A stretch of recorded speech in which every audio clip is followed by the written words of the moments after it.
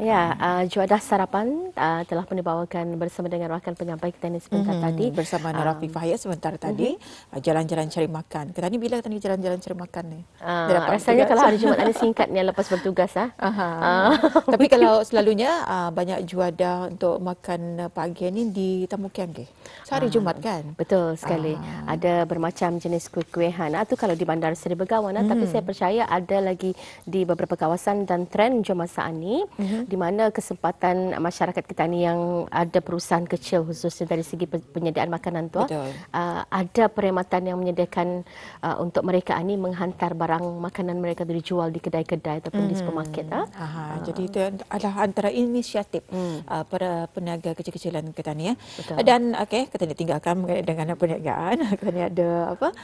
Satu wawancara yang kita berikan di awal tadi itu mengenai idaman Haji Mabrur. Setiap kita mempunyai idaman. Idaman ni banyak idaman, tapi kalau idaman sudah untuk haji yang mabrur ni tentunya ada sesuatu perkara yang perlu kita ketahui bagaimana untuk mendapatkan haji yang mabrur ni. Betul ya. Alhamdulillah sudah kita bawakan secara eksklusif, kita undang ke studio pagi pada hari ini Yang Mulia Ustaz Haji Samali bin Haji Adam, Pegawai Kegiatan Kerohanian Jabatan Pendidikan Kurikulum. Assalamualaikum Ustaz. Waalaikumsalam warahmatullahi wabarakatuh. Rezeki pertemuan di pagi hari Jumaat hari ini memperkatakan juga mengenai dengan idaman Haji Mabrur sebagai salah satu persediaan joinda secara langsung untuk bakal jemaah haji kita ni ya. Dan kita ni maklum Johnny Ustaz bahawa para jemaah haji negara insya-Allah akan mula bertolak ya melaksanakan ibadah haji bermula 4 hari bulan Jumaat ni, dan sudah pasti harapan kepada tetamu-tetamu Allah ni untuk memperolehi haji yang mabrur.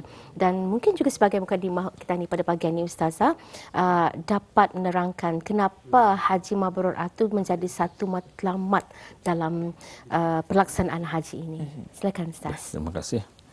A'udzubillahi minasyaitonirrajim. Bismillahirrahmanirrahim. Alhamdulillah wassalatu wassalamu ala Rasulillah wa ala alihi washabbihi wa man tabi'ahu wa man walah. Yang saya hormati dengan Serina dan juga Nur Hayatul, ada penonton muslimin muslimat yang dimuliakan dan rahmat Allah sekalian. Alhamdulillah. Pertama-tama ucapan syukur kepada Allah Subhanahu wa taala pada pagi ini diberi peluang untuk mengungsikan terutama sekali bagi para tetamu-tetamu Allah, para dhuyufur rahman yang akan melaksanakan ibadah haji. Dan memang suatu harapan Serina bahwasanya bila mana dapat melaksanakan haji pada tahun ini ataupun pada bila-bila masa, siapapun yang namanya ingin menunaikan ibadah haji, satu tujuan matlamat yang paling dicari adalah untuk memperoleh haji yang mabrur. So itulah kalau melaksanakan ibadah haji, maka saya sering kali menasihatkan kepada para jemaah, hatta walaupun kebetulan wukuf di Arafah pada hari Jumaat, haji akbar katanya, saya minta supaya para jemaah lebih fokus untuk menjaga ketertiban di dalam pelaksanaan ibadah haji agar memperoleh haji yang mabrur. Kenapa haji mabrur itu adalah menjadikan satu keutamaan bagi para jemaah ataupun para dhuyufur rahman di dalam melaksanakan manasik haji. Yang pertama sekali kita perlu melihat bahwasanya seseorang yang memperolehi haji mabrur, maka masya-Allah satu keberuntungan, kerana melihat kepada hadis baginda sallallahu alaihi wasallam menyebutkan hajjatun mabrurah khairun minad dunya wa ma fiha. Haji yang mabrur itu adalah lebih baik daripada dunia dan segala isi di dalamnya. Maka inilah satu keberuntungan kalau seseorang yang masya-Allah bila mana yang melaksanakan ibadah haji dan kembali daripada menunaikan ibadah haji setelah bersusah payah di dalam melaksanakan ibadah haji, kerana ibadah haji ini ia bukanlah suatu perjalanan ataupun pelayaran seperti makan angin tapi adalah tujuan adalah untuk ibadah. Dan ibadah yang dikatakan memerlukan kepada pengorbanan daripada jiwa, raga, harta benda, kemudian fizikal lagi. Maka sebab itulah kenapa kalau memperolehi ibadah haji, maka keberuntungannya ialah lebih baik dunia dan segala isi di dalamnya. Itu yang pertama. Kemudian yang kedua lagi, itu daripada segi dunianya, di hari akhirat lagi, al-hajjul mabrur laisa lahul jaza illa al-jannah. Hadis baginda sallallahu alaihi wasallam menyebutkan, sesiapa yang memperoleh haji mabrur itu tidak ada balasan sebaik balasan, melainkan adalah pasti akan dimasukkan ke dalam surga, masya-Allah. Itu yang kedua. Di mana di akhirat kalau seorang yang mendapat haji mabrur maka ia akan mendapat syurga. Kenapa boleh seorang yang menunaikan ibadah haji lalu memperoleh haji mabrur maka ia akan dimasukkan ke dalam syurga? Rupa-rupanya seorang yang memperoleh haji mabrur maka ada perubahan daripada sikap, tingkah laku, kemudian daripada amalan-amalan yang mungkin barangkali sebelum menunaikan ibadah haji ada sedikit malas beramal, tapi setelah balik daripada menunaikan ibadah haji maka ia rajin baca Quran, rajin zikir, rajin beramal, rajin menolong orang, rajin bersedekah, hasil daripada kerana haji mabrur tadi. Maka sikap dan juga tindak tanduk yang dilakukannya itu menunjukkan bahawanya adanya perubahan. Maka sebab itulah seorang yang mendapat haji mabrur dan melihat adanya kebaikan-kebaikan yang diperolehnya setelah selesai menunaikan ibadah haji. Wallahu alam. Itu dia sebagai mukadimah kita ya. Dan dari penjelasan Ustaz yang sebentar tadi Ustaz kongsikan, bahawa seorang yang memperolehi haji mabrur itu pasti akan ada nampak perubahan-perubahan pada dirinya. Jadi persoalannya di sini, bagaimanakah untuk memperolehi haji mabrur tersebut? Masya Allah. Baik. Kalau kita ukur dan lihat dan tadi perhatikan, bukan mudah sebenarnya untuk memperoleh haji yang mabrur. Tidak semudah seperti apa yang dikatakan. Malah ia memerlukan kepada satu sikap ataupun pengorbanan. Terutama sekali kalau kita melihat daripada segi keikhlasan di dalam beramal. Sebab soal ikhlas ini juga bermakna bukan semata-mata seorang itu ingin menunaikan ibadah haji adalah kerana ingin menyempurnakan rukun Islam, sekadar menyempurnakan atau menyelesaikan rukun Islam yang 5, tapi lebih daripada itu. Di mana sebab itulah kenapa kedudukan ibadah haji yang letaknya di penghujung di dalam rukun Islam yang kelima, tetapi ia adalah kemuncak di dalam kita ini beribadah, sehingga Rasulullah di dalam Al-Quran pun kenapa Allah mengatakan sesiapa yang ingin menunaikan ibadah haji maka sebaik-baik bekalan itu adalah bekalan takwa. Bekalan takwa. So itulah kenapa kita diperhatikan di dalam melaksanakan ibadah haji, ia dipanggil ibadah yang dikatakan memerlukan kepada maliyah, kepada harta, dan yang memerlukan kepada badaniah, anggota fizikal, pergerakan, berbanding dengan ibadah-ibadah yang lain, seperti ibadah zakat, kemudian ibadah puasa, sembahyang dan sebagainya. Malah ibadah puasa, ibadah haji kalau kita lihat, ya kewajipannya hanya sekali seumur hidup. Berbanding dengan ibadah-ibadah rukun Islam yang lain. Sembahyang kita dibuat mesti setiap hari. Kemudian puasa setahun sekali. Kemudian zakat pun setahun sekali ataupun kalau berharta. Kemudian lagi puasa, sembahyang, puasa, zakat, kemudian syahadah. Syahadah pun mesti kita ucapkan setiap hari, malah kita buat bukan lagi setiap hari, setiap masa kita perlu mentajdid, membaharui ucapan syahadah kita ni, tanda pengakuan kita ni kepada Allah Subhanahu Wa Taala dan juga Rasulullah Sallallahu Alaihi Wasallam. Artinya keikhlasan yang pertama, ingin mencapai makam ataupun memperoleh haji yang mabrur perlu ada keikhlasan. Yang kedua lagi, kita ni perlu ikutlah segala adab, syarat, rukun dengan sempurna. Sebab itu kenapa Al-Quran mengatakan atimul hajja wal umrah. Atimul hajja wal umrata lillah. Hendaklah kamu sempurnakan haji dan umrah itu kerana Allah. Artinya di sini kita ni mempelajari apakah adab-adab yang perlu ada bagi seorang yang ingin menunaikan ibadah haji. Apakah rukun-rukun? Apakah perkara yang wajib? Apakah perkara yang dilarang? Apakah perkara sunat? Semua sekali ini perlu kita ni faham. Maka hendaklah kita ni ikut.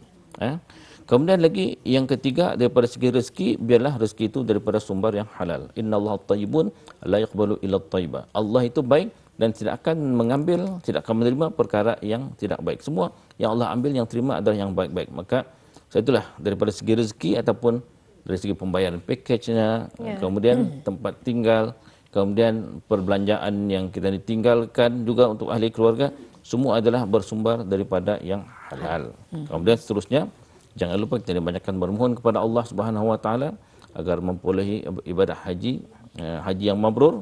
Satu harapan setiap yang menunaikan ibadah haji pastilah ingin memperoleh haji yang mabrur, lalu dia sentiasa berdoa agar mendapat haji yang mabrur.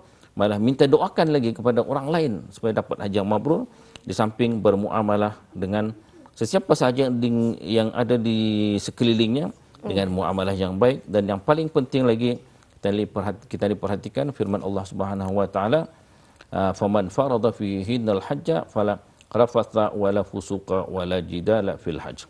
Ini perkara yang penting. Barang siapa yang telah diwajibkan baginya untuk menunaikan ibadah haji, maka fala rafatha, jaga lidahnya, jangan mengatakan yang baik, kemudian dan jangan berbuat fasik, dan jangan suka berbantah-bantah ketika dalam melaksanakan ibadah haji. Mungkin ini antara lain yang juga boleh dikongsikan.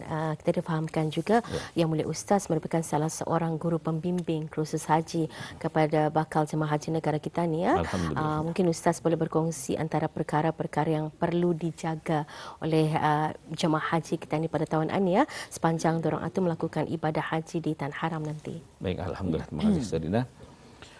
Sepanjang melaksanakan ibadah haji, para tetamu-tamu Allah sekalian, Diyufur Rahman, bis kita sudah tahu bahawa bis kita itu adalah sebagai tetamu. Bila tetamu, buatlah cara tetamu. Artinya jaga adab-adab, kesopanan di dalam melaksanakan ibadah haji. Malah ketika berada di Madinah Al-Munawwarah, kemudian ketika berada di Tanah Haram, buatlah perkara-perkara yang sudah dipelajari, yang sudah dikursuskan, tinggal saja lagi untuk dilaksanakan. Maka sebab itulah ketika berada di dalam pelaksanaan ibadah haji, yang pertama sekali jagalah hati. Jaga hati. Macam mana jaga hati? Kita ni jaga hati kita ni, artinya jangan sampai kita ni ada perasaan membenci terhadap suasana yang mana kadang-kadang tidak sama dengan apa yang kita ni rasai di tanah air.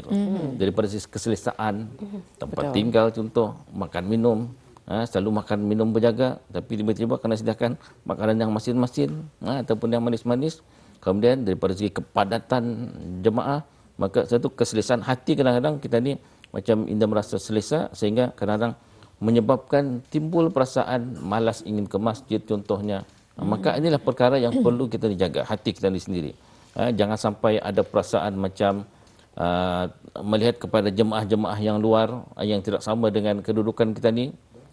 Kemudian jaga hati kita ni daripada melihat kedudukan yang kita ni yang kita ni pegang. Kemudian yang kedua lagi, jaga lidah. Ni penting, jaga lidah. Jaga lidah artinya janganlah memperkatakan sesuatu ucapan-ucapan yang tidak baik, ataupun menghina seseorang, ataupun bercakap kasar. Kemudian lagi jagalah segala tingkah laku ketika berada di sana. Sikap kita ni kalau boleh biarlah jangan selfish, biar tolong menolong di antara jemaah, bukan hanya setakat sama-sama jemaah, malah jemaah-jemaah luar negara pun. Jadi kalau ada masa untuk membantu, kita sama-sama bantu, hulurkanlah bantuan, dan ada perasaan ihsan. Ihsan iaitu berbuat baik, dan yang paling penting juga ketika berada di sana, janganlah kita ni malas untuk sembahyang berjemaah di masjid-masjid. Ya, kadang-kadang kita ni suasana sini lain. Kalau di sini walaupun azan baru kan datang ke masjid, saf masih penuh lagi. Tapi kalau di sana jangan kata azan 1 jam sebelum azan pun masjid sudah penuh. Kadang ruang pun tidak ada tempat lagi. Satu, kita ni ubah sikap. Jangan kita disamakan keadaan kita ni di sini dengan di sana. Dan yang paling penting juga, di mana salah satu di antara syariat yang perlu dilakukan oleh para jemaah haji, iaitu memperbanyakkan talbiyah.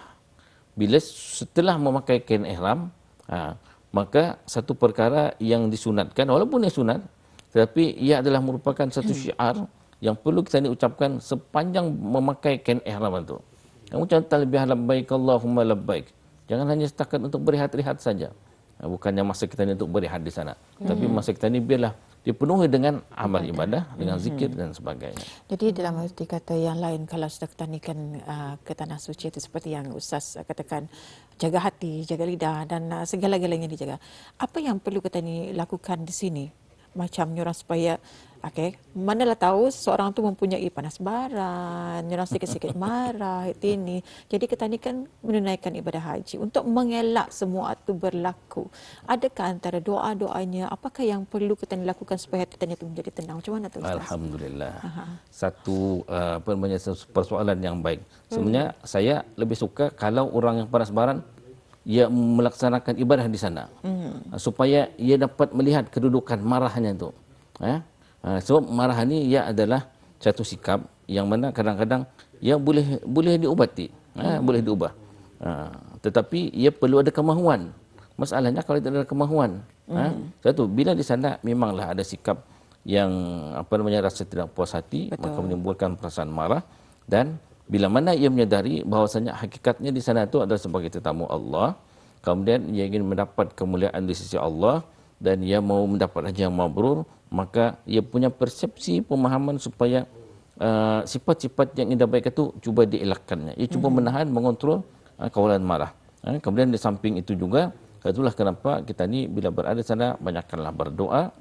Berdoa di antaranya ialah paling mudah banyakkan doa Rabbana atina fid dunya hasanah fil akhirati hasanah wa qina adzabannar, kerana doa ini adalah merangkumi merangkumi segala dunia, kebaikan dunia dan juga kebaikan akhirat. Satu, walaupun kita ni lihat di sana cari dari segi praktikalnya pun bagaimana cara kita ni untuk melakkan perbuatan marah, maka selalu berkawan dengan orang-orang yang susah, malah memberikan huluan bantuan. Kadang-kadang kita ni menolong, tapi orang yang ditolong ni macam berabut, kan suka berabut. Ini kes-kes yang banyak terjadi ni. Tadi kan cuma menolong, tapi bila ditolong datang lagi orang lain makin ramai. Suatu keadaan macam itu ia menguji sebenarnya. Kerana setiap manusia ia memang akan sentiasa mendapat ujian daripada Allah Subhanahu Wa Taala, terutama sekali ketika berada di tanah suci Mekah. Sebab itulah kenapa bila berada di sana kita ni perlu mengelakkan perasaan yang tidak keselesaan, hati, sikap, lidah. Sebenarnya itu adalah merupakan sebahagian daripada ujian untuk melihat bagaimana tahap ketakwaan kita ni kepada Allah Subhanahu Wa Taala. Itulah kenapa sifat sabar itu mesti. Mungkin sebelum kita ni mendapatkan beberapa saranan dan juga nasihat sebelum bakal tamu Allah ni berpergian meninggalkan rumah sebelum orang ke airport istilahnya juga.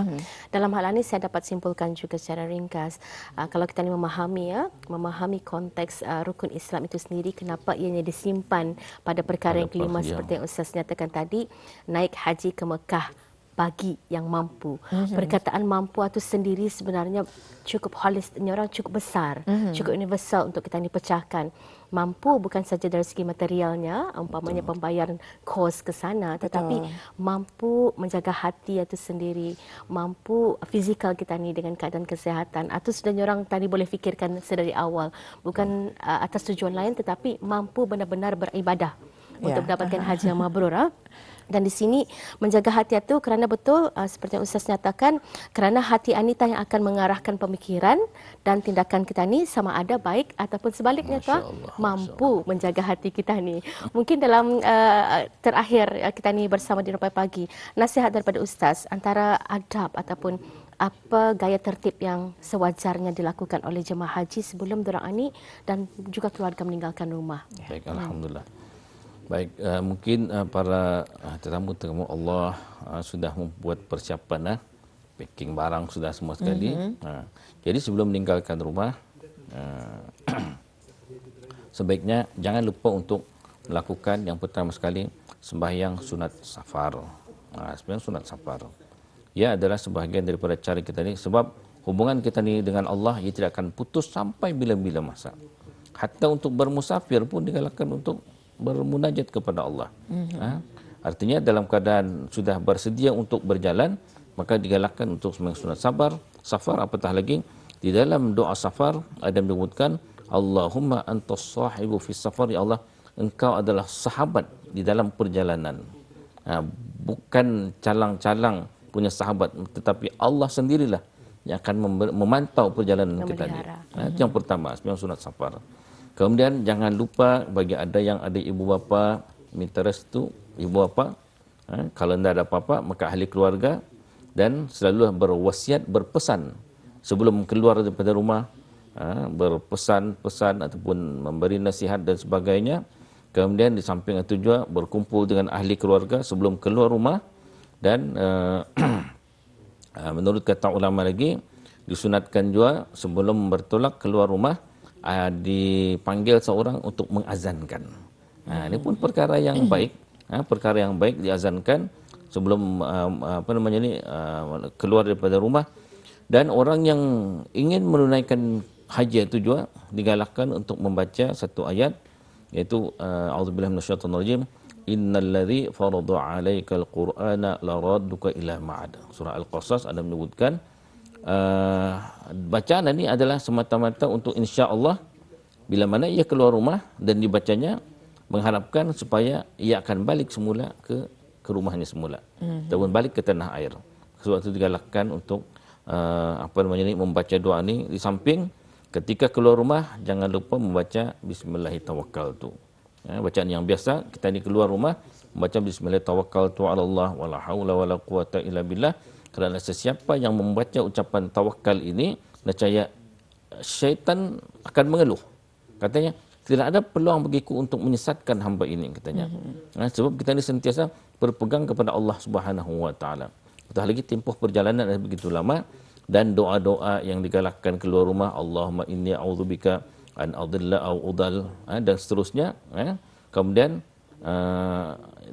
kalau boleh juga amalkanlah sebelum keluar rumah itu dengan bersedekah. Sedekah, as-sadaqatu tadfa'ul bala.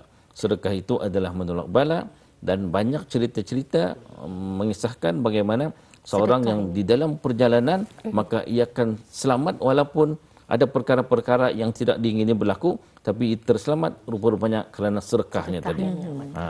Dan akhir sekali iaitu naiklah kenderaan, di mana biarlah setiap perjalanan diiringi dengan bacaan-bacaan dan juga doa, kerana doa orang mustaghfir adalah di antara doa yang mustajab. Wallahu a'lam. Baik, ada yang dipohonkan tadi untuk dikongsikan doa dari petikan surah Al-Qasasnya, doa sebelum meninggalkan rumah tadinya. Sekali lagi. Sekali lagi. Baik, sebenarnya doa ini bukan hanya setakat dibaca untuk menunaikan ibadah haji saja, sebenarnya kemana saja.